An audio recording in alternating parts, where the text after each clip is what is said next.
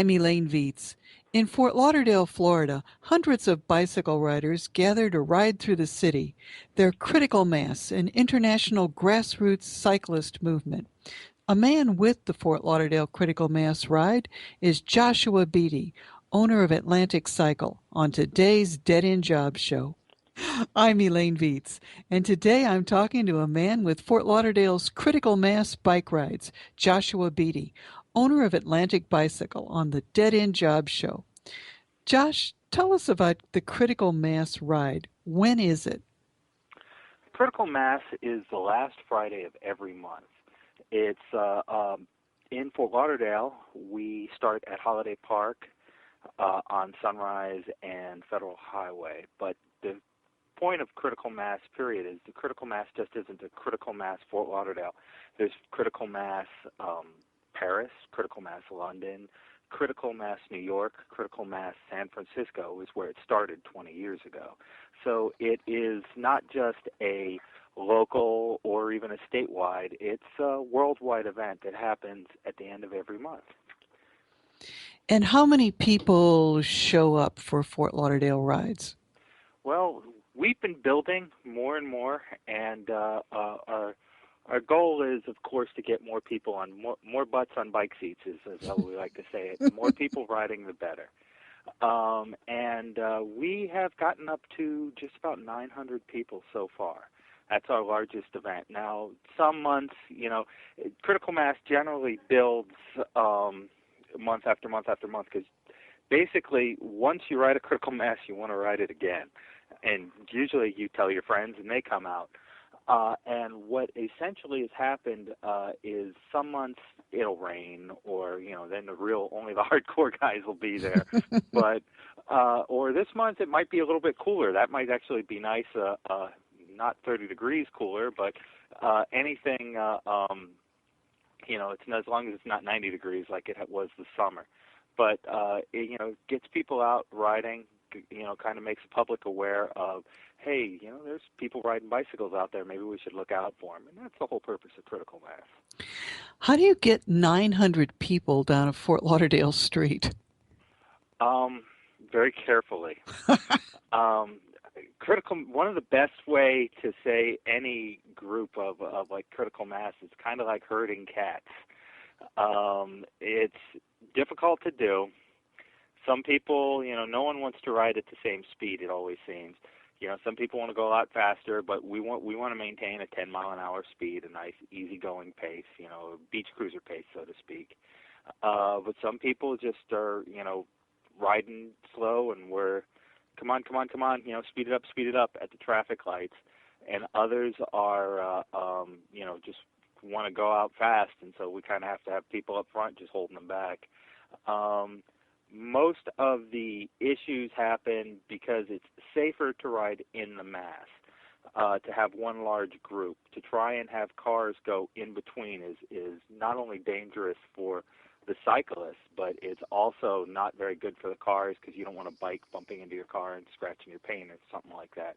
So what we try to do is keep them as one large group, moving them through intersections as fast as we can.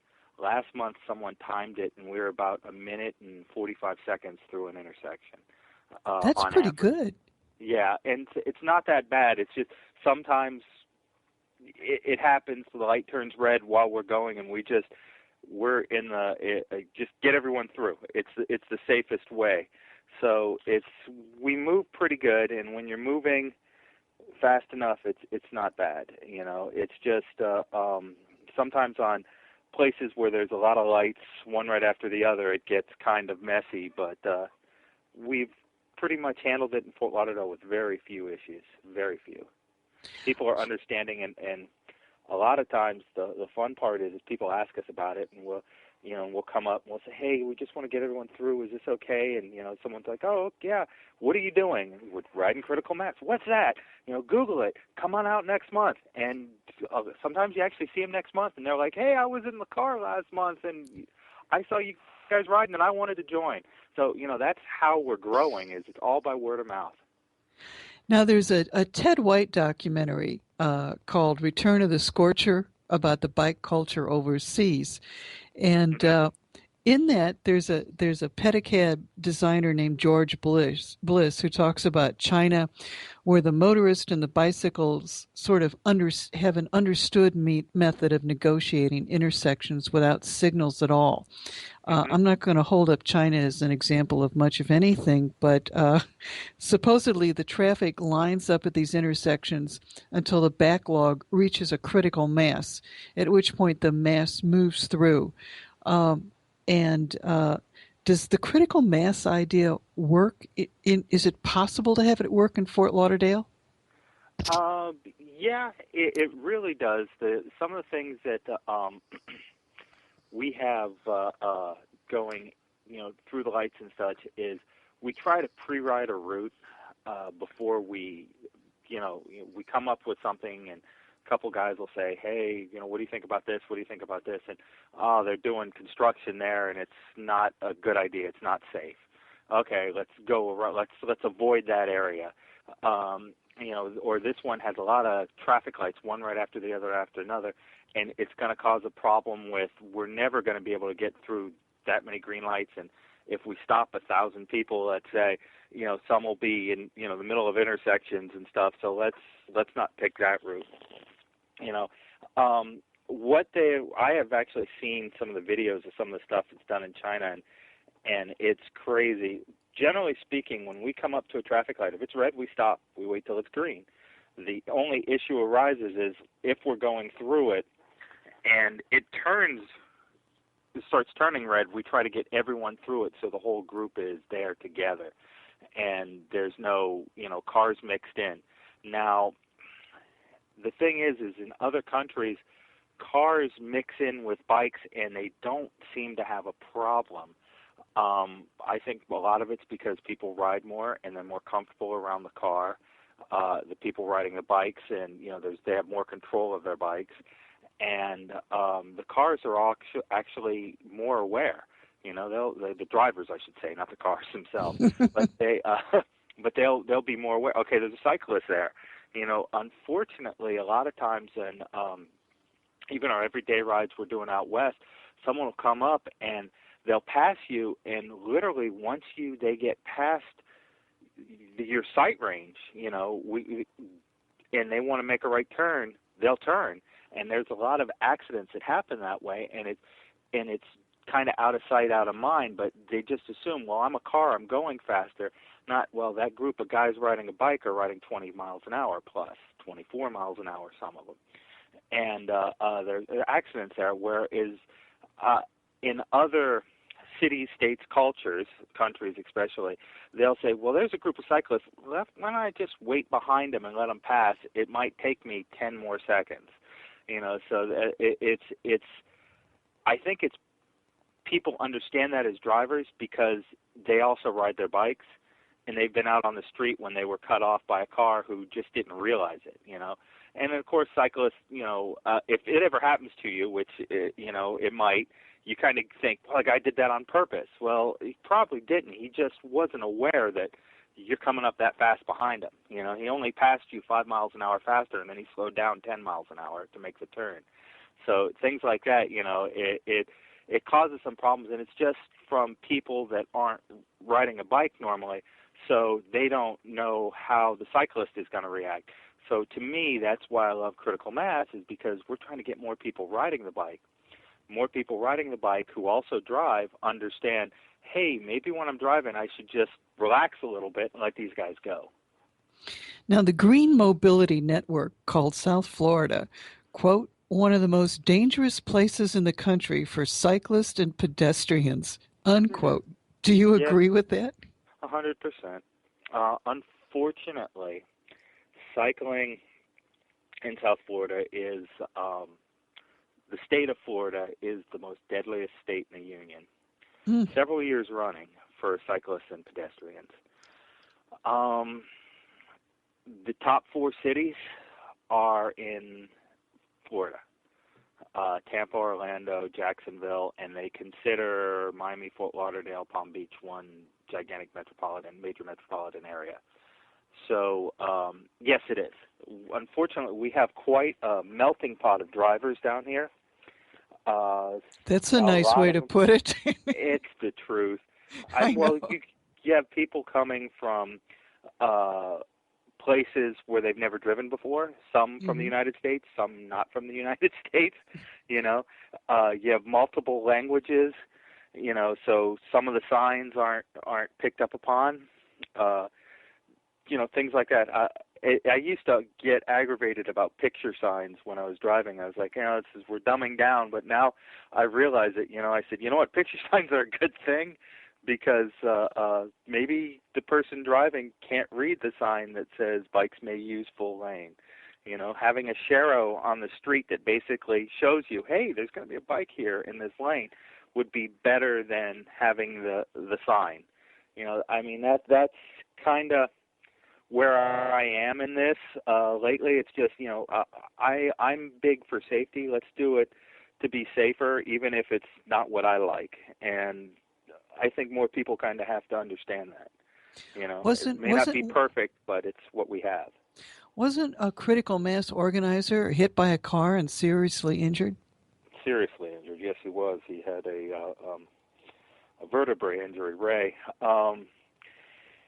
And how was he hit? He was hit from behind, which truthfully is an accident that doesn't happen that much. It's not one of the common ones. He was hit in broad daylight on Oakland Park Boulevard by the Intercoastal Bridge. He he was riding normally, and that's actually considered a dangerous area because the roads are quite narrow.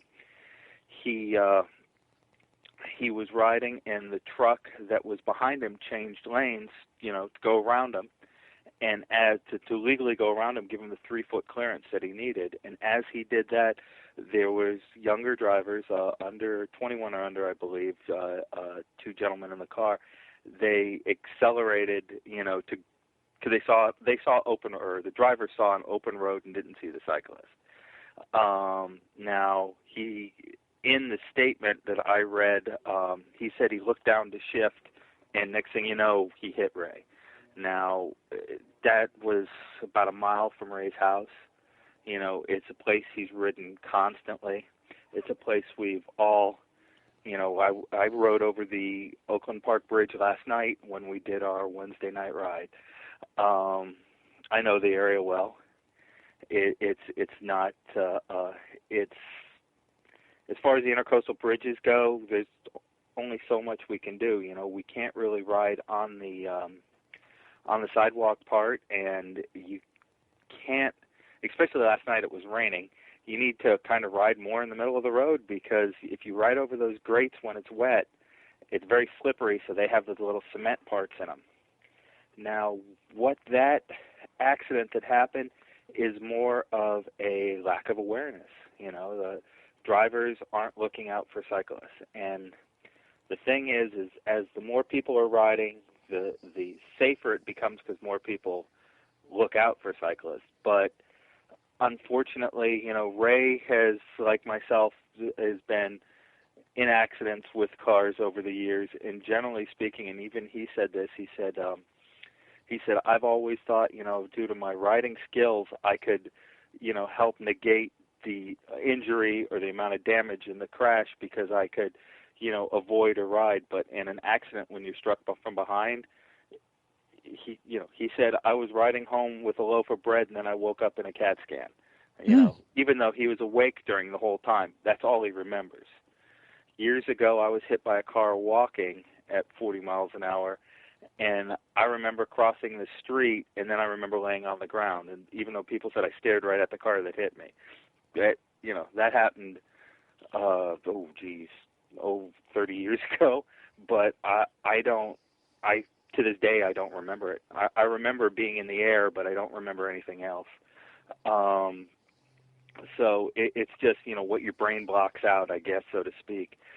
But he was riding legally, had lights on, broad daylight. It just was a matter of someone wasn't paying attention, an inexperienced driver. Well, And besides awareness, mhm. what can we do to make cycling in Fort Lauderdale safer? One of the, that's one of the $1 million questions, so to speak. what I feel one of the greater things is we have bike lanes that they've been putting in, and unfortunately, most of the bike lanes are a mess. There's an article out, and it basically came out and said, stop building, stop building black diamond bike lanes. If you're a skier, you know what a black diamond ski slope is. It's dangerous, right? It's the most dangerous. The bike lanes, unfortunately, that are being built here and there. They're not connected. They go away on intersections, which is my favorite thing, where we all need the most direction. We're coming up to an intersection, the bike lane vanishes. Things like that. But one of the greatest things that has been out, is a newer thing that they're putting out. They're called sharrows. They're arrows painted right on the street that show, cyclists may be riding here, and it's more of an awareness. It's a constant reminder that there stands a good chance a guy on a bike's going to be here. Unfortunately, the way our road system is built down here, we have a lot of 3-lane wide roads that have a pretty straight shot from one area to another. Now, the speed limit may be 45, but very few people are hitting that. I'm saying this as I'm looking out in front of my store and watching cars fly by on Atlantic Boulevard. It's a common thing, and they were designed that way. And I've talked to people from the Florida Department of Transportation. They said, when we first designed these roads, they said we need to get people from the east where they're working to the suburbs out west the fastest way possible, and that's kind of how they were designed. That cyclists weren't inputted on that. There wasn't a thought about it. But as gas prices go higher, as cost of living goes higher, there are a lot more people who are out actually commuting by bike or riding their bike, as a way to get around, not just for health reasons, not just for exercise. That's their transportation. And unfortunately, we have a lot of loose ends out there that, are not connected. One of the best ways is they've built greenways. I actually have one behind my store. It's called the Cypress Creek Greenway. It's awesome when you're riding it, but it only crosses 5 streets from the Everglades all the way up to the Turnpike. But crossing those 5 streets are lunacy. There's a greenway that was built in down beside 595. You don't cross those streets. If people, it's exceptionally dangerous. I went to a meeting last year. It had the Secretary of Transportation and pretty much everyone from the Florida Department of Transportation was in it. And we rode with the mayor of Tampa and rode around this area. And they had their new rental program, the city bikes up there, and I was riding the bikes. And afterwards, one thing that I kind of made a statement, I said, anybody who designs a bike lane should be required at the time that it's said it's complete to go out and ride it. Whoever that designer is. I mean, that should be written into law, There'd be a lot fewer designers because they'd all be dead. The next one will be a lot better. And that's the problem. And years ago, I had a friend who had a sign that used to basically say, how it was requested, how the architect built it, how it was built, and what they wanted. And it was basically a tire swing, and it had all different variations of it. And that kind of is what's happening with some things, where the guy who built it would go, well, I never wanted that. Why is this like this? And the guy who was building it's like, well, we had land features that we couldn't do that, so we had to do this, So there's things like that go on, and I understand that. But then there's sometimes things that get put up, and then it comes back, and the city says, well, no one uses it, and it's like, because it's unusable. You're not understanding. You never built I-95 3 lanes wide, or I should say 10 lanes wide, and then had it stop and go down a street for a quarter of a mile, cross the street at that traffic light, come back a quarter mile, get back on it, and go again. It's just one of those things that it just doesn't make sense, but that's how it's designed. Now, Sharrows, I think, are a wise idea. I think that's right now one of the wisest things we can do. People have to understand that bikes are going to be in traffic, and they have to be aware of them, and they have to be better drivers. And that's, unfortunately, it's a dangerous proposition. But that, I think, is the best thing. Is as a friend of mine says, we have to force people to be a better driver. now, according critical mass has been, I've seen it described this way, that it's a bike ride with a lot of strangers, and they promote bike use, and its origins were the protest in San Francisco. But today, the nitty-gritty comes down to it's basically a bike ride. Is that what you would say? Right now, nowadays, it's a bike ride. It first started out as a protest, and it actually had some bad press in the beginning, should I say? Yeah. Because it was taken, one way, and when they did Critical Mass Portland, and Portland is the first diamond cycling city in the United States. It's, as rankings go, as we may be the most dangerous, they're the safest. And it's because, and the main reason is bike culture. More people ride bikes up there, so when you're riding, you're looking out for people. And also, the more you ride, the more things, I should have lights on my bike. It comes with reflectors, but they're kind of useless because the car doesn't see it till it's almost too late, when you're at night. And people know these things. So it's just one of those things that comes with more participation. Now, it is essentially a bike ride, and it's no longer really here. It's definitely not treated here as a protest ride. It's treated as an awareness event. There's bikes out here. These many people ride, and to me, the more people you get out riding and seeing the city and seeing what it's like and feeling how good it is and feeling the air in your lungs and talking with people as you're riding, because that's what I generally do as I ride up and throughout the crowd. I just, talk with people, and, they're like, wow, where can I do this more often? It's a safety thing. I, as you know, own a bicycle shop, so I have a vested interest, you could say, but when people, the most common thing when I say to people, well, you ought to come out with us on our Wednesday night ride we have in Fort Lauderdale, there's 100 people at times, and they're like, well, I don't know if I can do it. And I go, oh, no, it's a no-drop ride, so if you do 8 miles an hour, people stick with you for 8 miles an hour. We have enough people. Don't worry. And then they go, well, I don't want to ride on the streets. It's just too dangerous. And that, I have found most of the time, is the most common block for people getting on a bike and ride. It's not, I know the seat's going to be uncomfortable, or, I may not be able to make it. Exercise, I don't like exercising. It's, I want to go home and see my children, and that's basically it.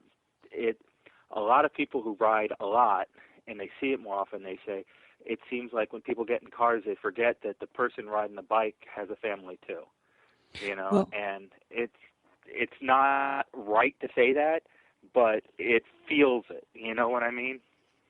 it does. And real quick, can you tell us, does Critical Mass have a website or a Facebook page? Critical Mass definitely has a Facebook page, Fort Lauderdale Critical Mass on Facebook.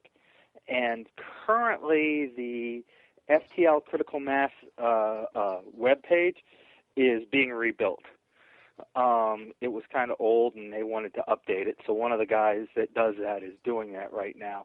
But I'm actually on the Fort Lauderdale, and it's Fort, F-O-R-T, Lauderdale Critical Mass on Facebook.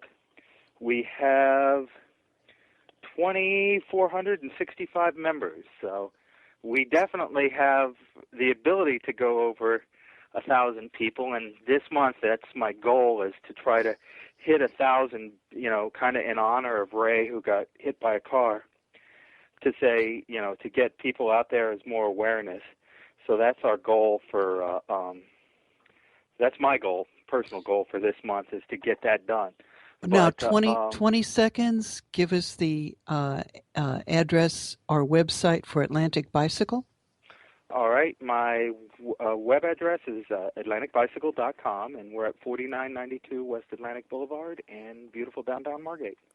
Well, thank you, Josh Beatty, for telling us about Fort Lauderdale's critical mass bike ride. No And problem. Josh owns Atlantic Bicycle. I'm Elaine Viets, and you're listening to the Dead End Job Show.